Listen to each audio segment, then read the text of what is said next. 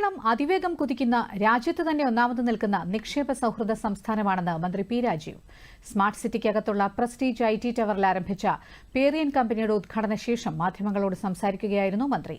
ലോകത്തെ പ്രധാനപ്പെട്ട ഇ-കൊമേഴ്സ് സ്ഥാപനങ്ങളുടെ അക്കൌണ്ടിംഗ് സർവീസ്, ഡാറ്റ അനാലിസിസ് തുടങ്ങിയ കാര്യങ്ങൾ കൈകാര്യം ചെയ്യുന്ന കമ്പനിയാണിതെന്ന് മന്ത്രി വ്യക്തമാക്കി.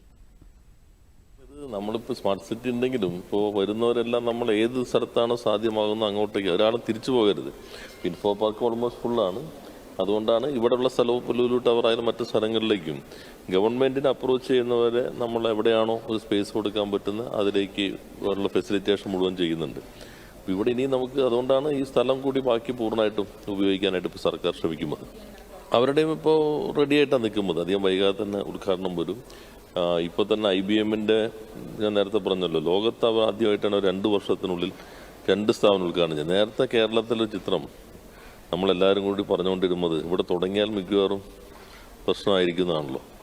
ഇപ്പോൾ within A month, today you are completing 1 month after the inauguration എന്ന് പറഞ്ഞത്. ഇന്ന് 1 മാസമായിട്ടുള്ളൂ രണ്ടാമത്തെ ഓഫീസിലേക്ക് എത്തി.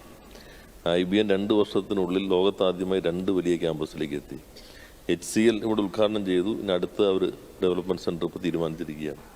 അപ്പോൾ ഇതാണ് ഇപ്പോഴത്തെ ഒരു സാഹചര്യം. നല്ല രീതിയിലുള്ള ഡിമാൻഡ് ഉണ്ട്. നമുക്ക് വരുമ്പോൾ തന്നെ അവർക്ക് ആവശ്യമായിട്ടുള്ള വെൽ ക്ലാസ് ഫെസിലിറ്റി പ്രൊവൈഡ് ചെയ്യാൻ കഴിയണം. അല്ല, നമ്മളിപ്പോൾ ഉള്ള സ്ഥലങ്ങളിലെല്ലാം അക്കോമഡേറ്റ് ചെയ്യുന്നുണ്ട്. ഒപ്പം തന്നെ ഇൻഫോ പാർക്കിൻ്റെ 3rd സ്റ്റേജിൻ്റെ ലാൻഡ് പൂളിംഗ് ചർച്ച നടക്കുന്നുണ്ട്. ട്രാക്കോ കേബിളിൻ്റെ സ്ഥലം ഉപയോഗിക്കാൻ കഴിയുമോ എന്ന് നോക്കുന്നുണ്ട്.